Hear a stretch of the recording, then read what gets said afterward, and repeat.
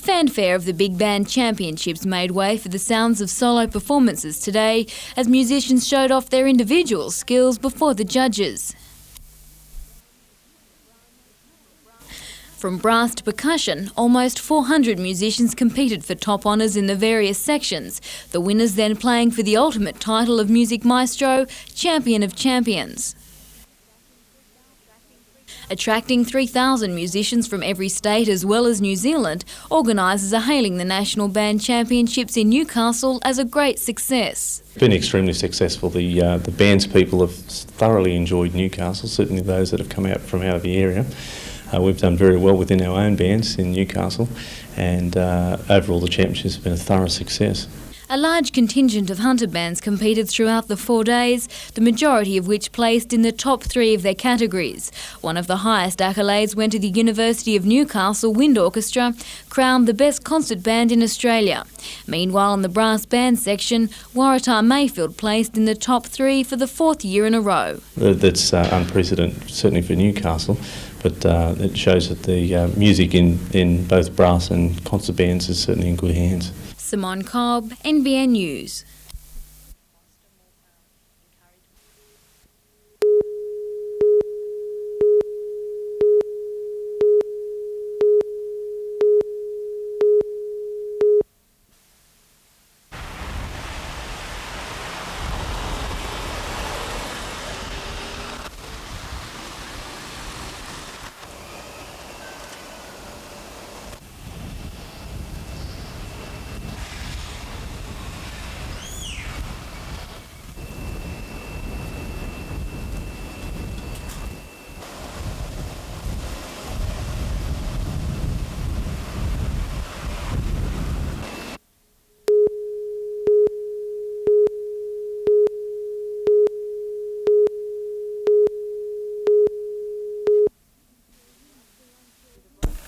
With a blustery onshore wind and a sloppy 1 metre swell, conditions went from bad to worse in the final day of the Indigenous Pro. Battling the lumpy surf were the 4 finalists: Ty Arnold from the Central Coast, local lad Michael Darcy, Coffs Harbour's Nigel Craig and Darren Peed from Cabarita. They will be fairly exhausted if they get seasick. We wouldn't blame them in these conditions.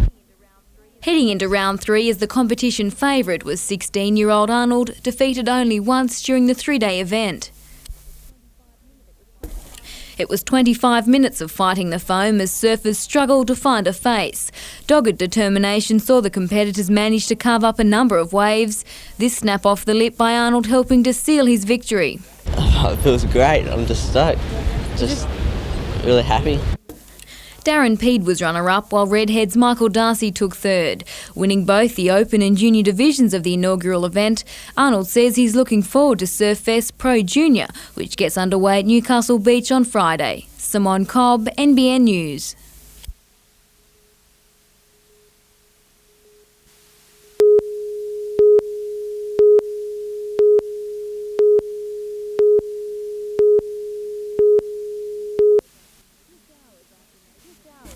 Just hours after making it through the break without one serious crash on Hunter roads, this morning's peak hour brought a young couple to grief.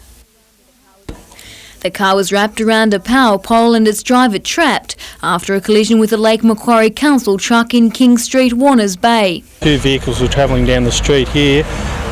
One vehicle hasn't seen the other vehicle and started to move into the left-hand lane. As a result, he struck the vehicle and it's rolled into the telegraph pole. Emergency crews worked on the wreckage for an hour while treating the injured woman inside. The 18-year-old woman from Elibana was rushed to the John Hunter Hospital in a critical condition, suffering multiple injuries. Her 19-year-old boyfriend in the passenger seat was also taken to hospital with serious head injuries. The 39-year-old truck driver from Wanji was unharmed. Police are urging motorists not to become complacent on the roads after the Easter Blitz. I think a lot of people also relax after the Easter break. You've always got to be vigilant when you're the driver of a motor vehicle. Simone Cobb, NBN News.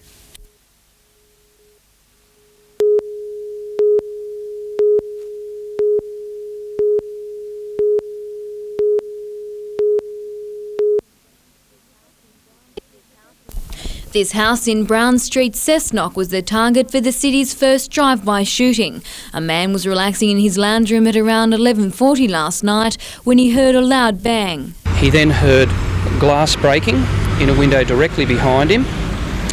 He then felt air of a projectile rushing past him in close proximity to his head. Police say only one shot was fired from the car, which then sped away from the scene before neighbours could identify the vehicle. The man's wife and children were asleep in bed when the shot was fired. At this stage, police have little idea of the motive behind the attack. Something I just can't tell you at this stage, whether it was a warning shot or whether it was actually meant to harm him. The incident follows a home invasion in Western on Sunday, joining a string of violent offences. Cessnock's crime rate has residents living in fear. It's to the point where I myself, I'd like to move out of Cessnock, and I've lived here all my life. People can just come and knock on their door or whatever and walk in, or drive-by shootings and things like that. You just don't expect it in Cessnock. You feel you can be safe in your house, but it seems that you can't be these days. Anyone with information on the shooting is urged to contact Cessnock Police. Simone Cobb, NBN News.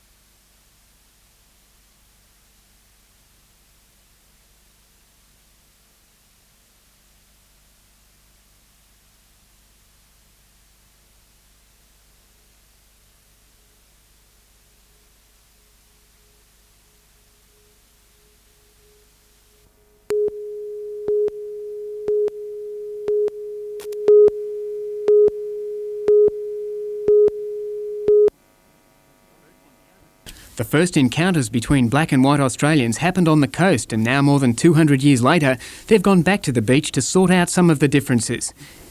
In just its second year, the Aboriginal and police surfing contest is attracting national interest for both its potential to build bridges and to launch some hidden Indigenous talents. Police and Aboriginal people don't normally socialise. This way we're getting a wide spectrum of young Aboriginal people and older people and police together on the social and sporting level, and it's just working really well. It's breaking down all those preconceived barriers that everyone has about each other. From small beginnings, the concept seems to be catching on. We've had requests from the South Coast where there's a perceived problem with police-Aboriginal relations to actually take this contest format down there and support the local police and the local Aboriginal communities to get people together and once again just break down those barriers and get people to know each other as people. Spotters from the Department of Sport and Recreation have also been at the beach offering $2,000 scholarships to promising Koori surfers, such as Indigenous pro champion Ty Arnold from the Central Coast and Paul Evans from Scott's Head. We now have Indigenous sport scholarships. All those sort of things add up to levelling the playing field and giving our people equal access to opportunities out there in sport and recreation.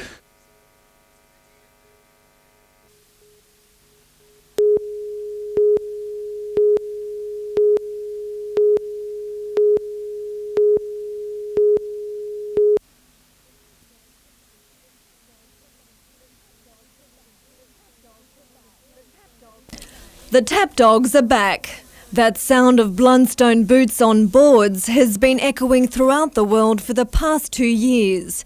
Now the talented troupe is back in its hometown with a new routine in tow. We tap dance upside down in water, like I said, with angle grinders. It's just incorporating all those ideas into an extravaganza of tap dance. It's fast, loud and gutsy. There's not a bow tie or ball gown to be seen, just the trademark blue singlets and flannel shirts that have changed the image of tap dancing.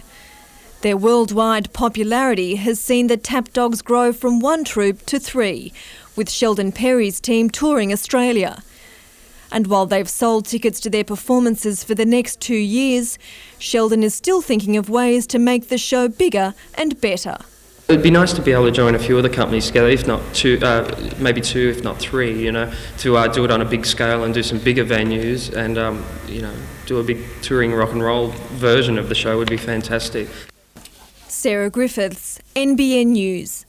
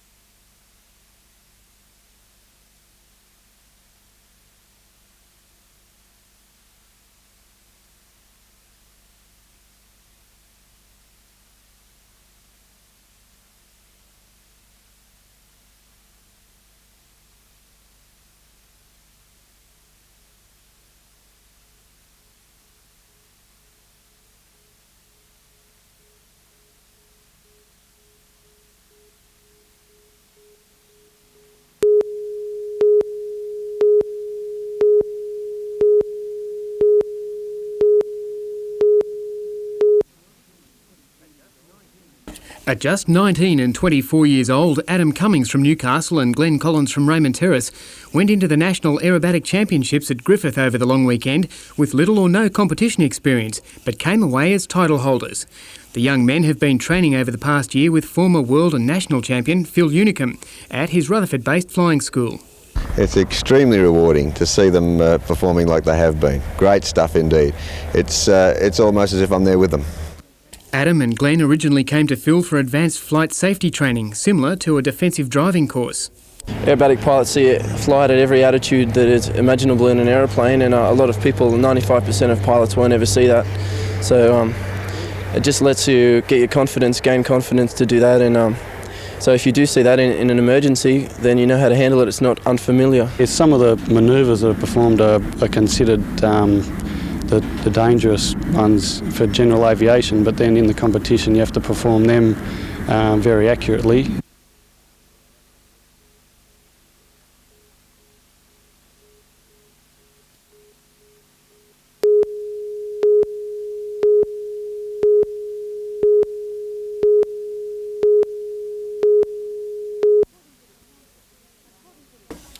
According to the council, the long-running saga over development on the city's foreshore should be resolved in just 3 weeks. The new note of confidence comes after the Honeysuckle Hotel Consortium last night agreed to take part in crucial mediation talks. Now, they want to be part of the mediation to be able to say, yes, it works, no, it can't. So that, that's great because we know where we stand. The Hotel Consortium still stands by its ultimatum that if a resolution isn't reached by April 22nd, then it will pull out of Newcastle altogether. The mediation is our last chance to get a good result. Yes, there is a risk, but I feel that for the consortium's point of view and from our point of view, it's a risk worth taking. The mediation process involving Council, the Honeysuckle Development Corporation, the Hotel Consortium and other stakeholders began today, with a compromise expected to be reached by April 21st. Meanwhile, Council has agreed to help redevelop one of the city's most recognisable landmarks, the earthquake-damaged north wing of the Royal Newcastle Hospital. Owned by the Hunter Area Health Service, both groups are keen to develop an incentive package to encourage developers to buy the site and spend the $4.5 million necessary to restore the building. Another council plan to help revitalise the city will see 250 council staff embark on a major tree planting program. On May 21st, the Greenlink project will send staff out from behind their desks and onto the streets to plant 15,000 trees along the city's gateways. Simone Cobb, NBN News.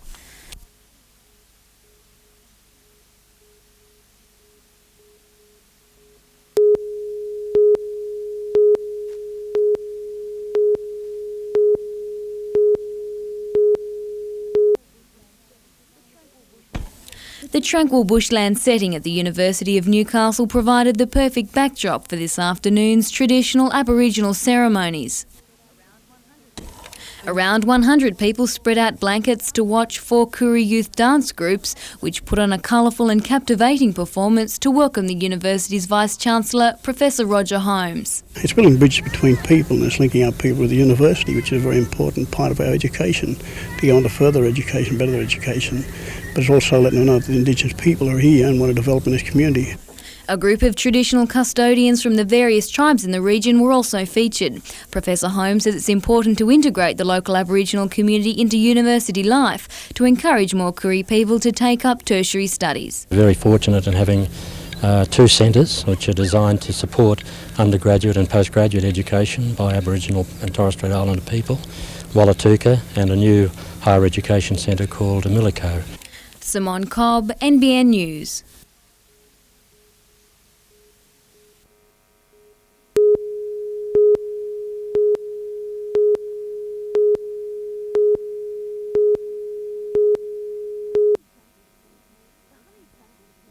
The Honeysuckle Civic Workshops involve the development of the recently restored heritage-listed buildings on Wharf Road. Honeysuckle plans turning 2 of the buildings into restaurants and cafes, while the other 2 would be converted into a produce market, showcasing the best of the Hunters' locally grown foods and crafts. It will be a focal point where the general community will be encouraged into the honeysuckle area. The Economic Development Committee of Newcastle City Council last night endorsed the project, which has the potential of creating more than 400 new jobs for the region. We understand that the estimates are that it will employ directly about 400 people, and obviously there will be additional multipliers on those 400 people. Honeysuckle is now preparing to launch development applications for the buildings with Council. Meanwhile, Newcastle Council has come under sharp criticism from one of its own over its handling of the waterfront hotel saga. A honeysuckle group planning a Holiday Inn on a controversial waterfront site has been at loggerheads with an intercontinental consortium planning a hotel on a site across the road. Both are now still holding discussions, but Councillor Elaine Patterson today broke ranks, saying the council should have intervened more swiftly to clear up the issue. I'm greedy for Newcastle and I would like both hotels, and anything I've said or done has been towards obtaining that goal. So disillusioned is Councillor Patterson with the council that she has even supported calls for it to be sacked and an administrator appointed. I've heard people time and time again calling for administrator, and I would support them because I feel like a due to saying that. However, I really feel I was born in this city, and my fear is that with another 2.5 years of this council, I don't know how long the city will take to recover. Emma Siossian, NBN News.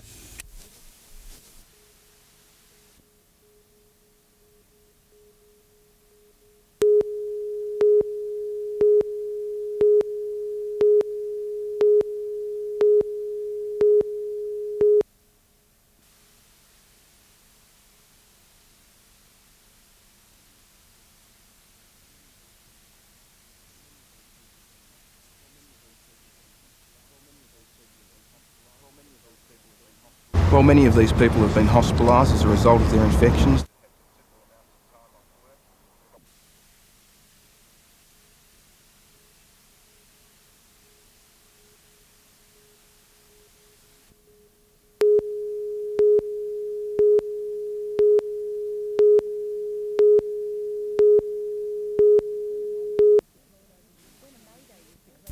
When a Mayday was declared over Williamtown's airspace at 7 last night, all flights in and out of Newcastle's airport were cancelled.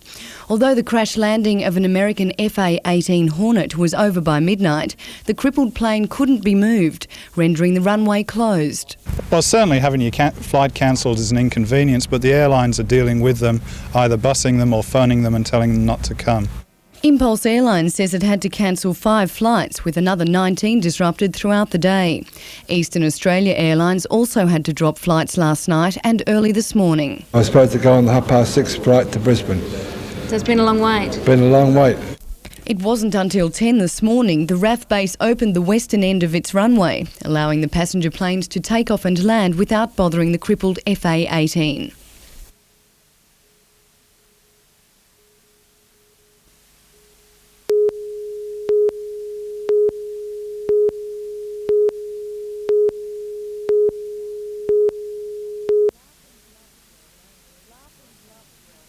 Laughs and love surround Alan Reid of Toronto, a dedicated paramedic who generates a special rapport with those around him.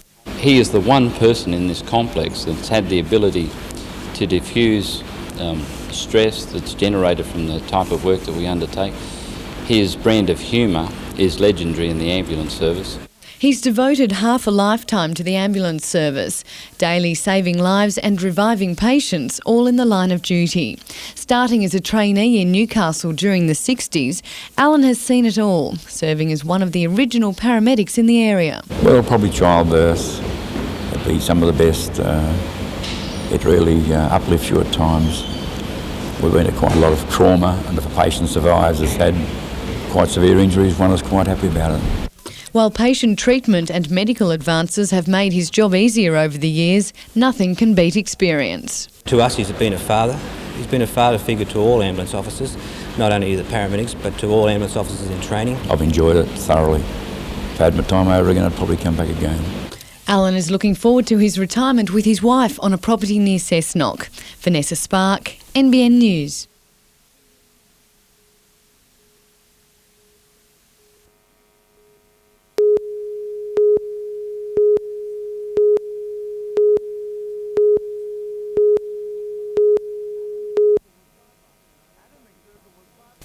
Adam McDougall was sidelined at Knights training this afternoon. An ankle injury has the winger in doubt for Sunday's joust with the Eels. I'd say I'm 50-50 at this stage.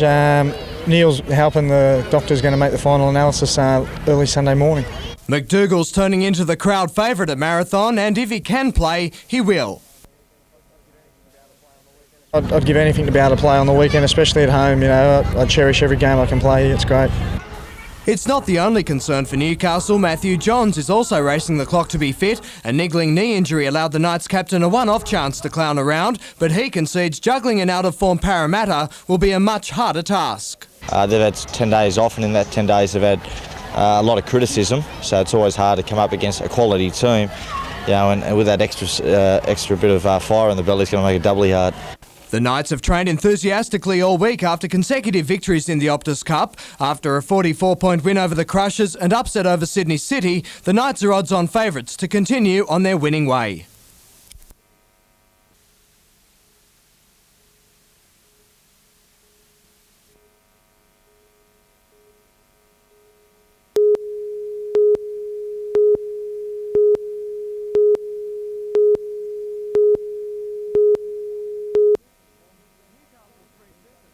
Newcastle's pre-season form has been outstanding. Wins over Manly, New South Wales Country and Parramatta, hinting at a good season ahead.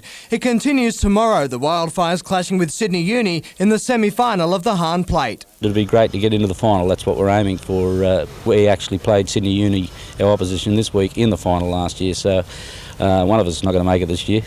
All is shaping up for a bumper season. The club now has depth in the forwards, and the backs are the ones to benefit. We're getting, I think, 50% of the ball, where last year we were getting 30, so we've got a lot more ball to do things with. The Wildfires are coming off that 48-point win over Parramatta, and while a final berth in the plate would be nice, it's not imperative. Our aim is the 20 competition matches to finish as high as we can in the AAMI Cup, but we'd like to win this on the way. And the Newcastle Rugby League has launched season 97, also claiming it will be one of the best. Club officials and players rubbed shoulders at league headquarters last night to kick off proceedings for the Tooheys Cup. The season starts next weekend with the round one highlight, a grand final replay between Lakes and Wests.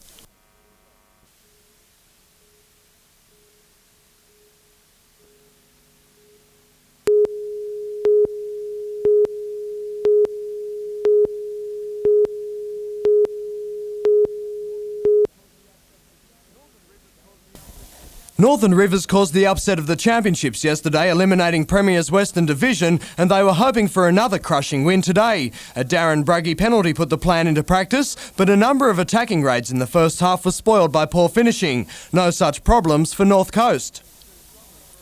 They finished too strongly for a berth in the final. Newcastle led Illawarra 12-8 at half-time in the early semi-final, but the visitors stretched the locals to the limit and Jason Bulgarelli scored the equaliser. 12-all, confusion on the scoreboard and then in Illawarra's defence. Newcastle's backs hit top gear, Steve Story capping off a length of the field try before the forwards were represented on the scoreboard by Peter Riding. It ended up a runaway result, Newcastle home 34 points to 18 and through to the final showdown with North Coast.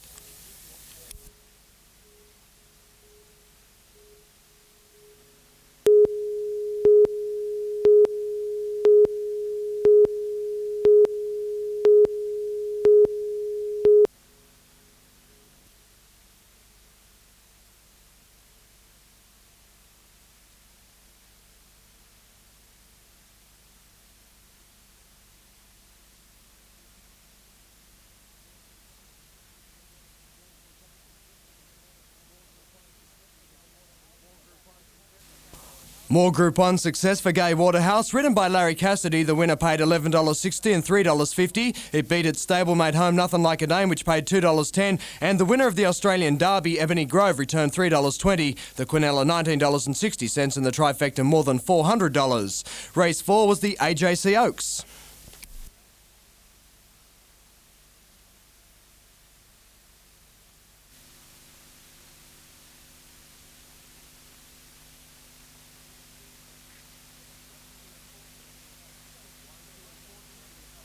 One, 2 and 4 Denendry paid $2.60 and $1.30. The trifecta $50.30.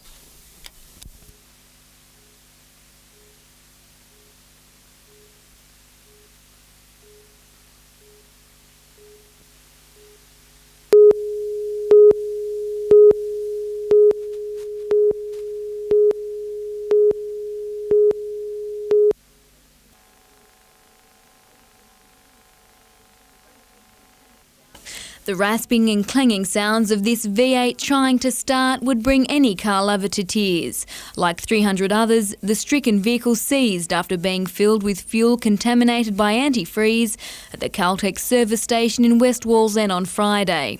Got up, went to start it, and it had virtually gone. The motor had seized virtually, the valves are stuck down, hitting the pistons and everything.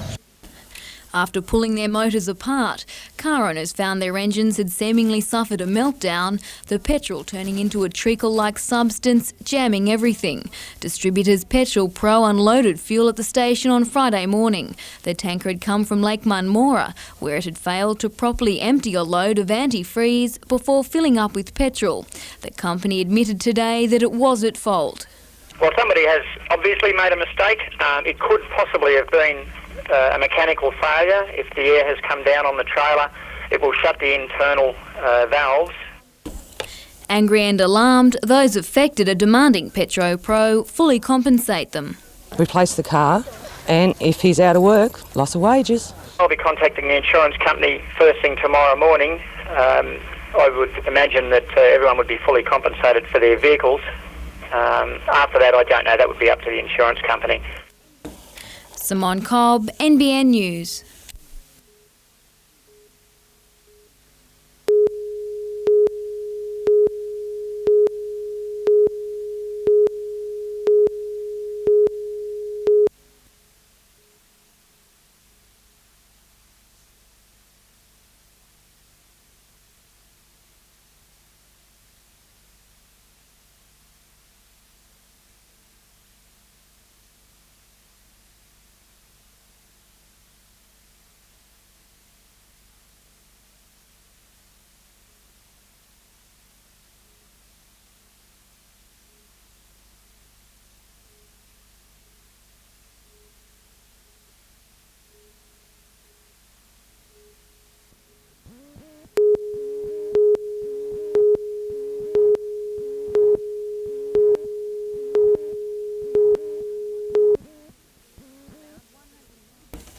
Around 160 angry car owners gathered at the Caltex service station in West Wallsend this morning, anxious to find out who was going to pay for repairs to their stricken vehicles.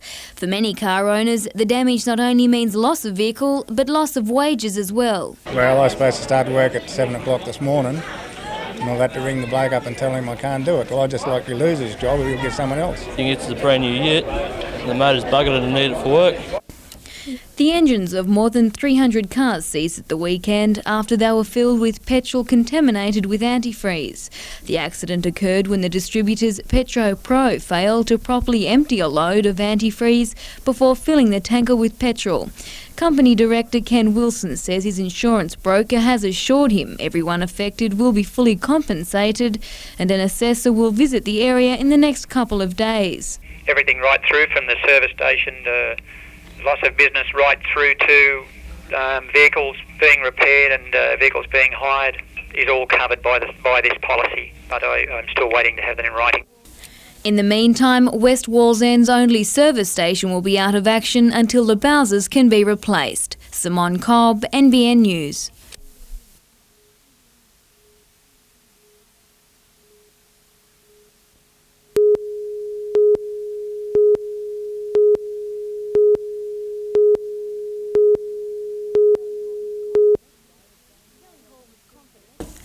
Kelly Hall was confident today of gaining ALP pre-selection for the seat of Charlton, even with less than a 2-vote lead. But the final result remains undecided as a dispute rages over the eligibility of 2 disqualified votes. Ms Hall, however, believes an appeal into the matter will be fruitless. I believe that the review tribunal, as I think it's called, will uphold the decision at the Credentials Committee, and those 2 members will be deemed ineligible to vote. Ms Hoare, daughter of retiring sitting member Bob Brown, currently leads Alan Hunter by 1.4 votes after her tally was boosted by 20% under Labor's female quota policy. Ms Hoare says she believes the 20% loading worked against her. I believe that people didn't vote for either of the 2 women because they saw that the male candidate was at a disadvantage. Mr Hunter declined to comment, saying only that the appeal is now an internal party matter. Simone Cobb, NBN News.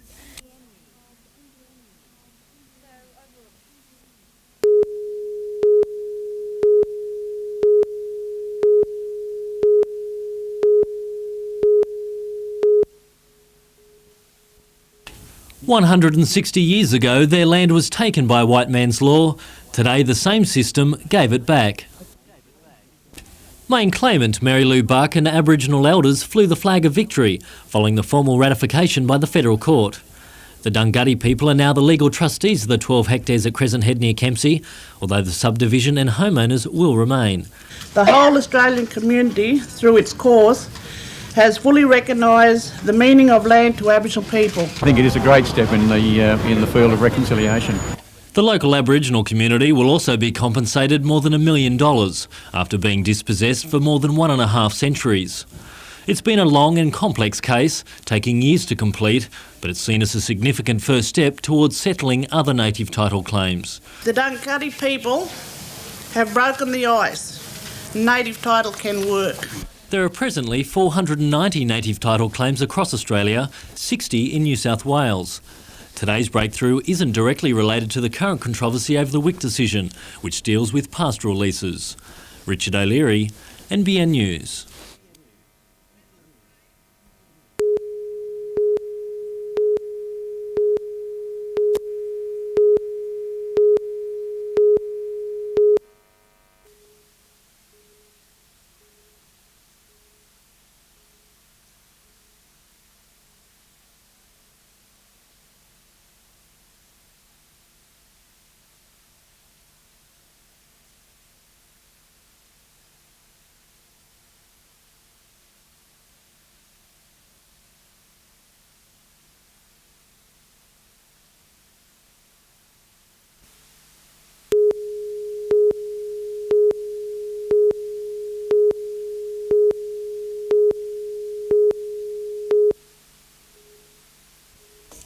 A 29-year-old Valentine man was withdrawing cash from the Newcastle Permanent ATM when he was approached by two men shortly before 9:30 last night.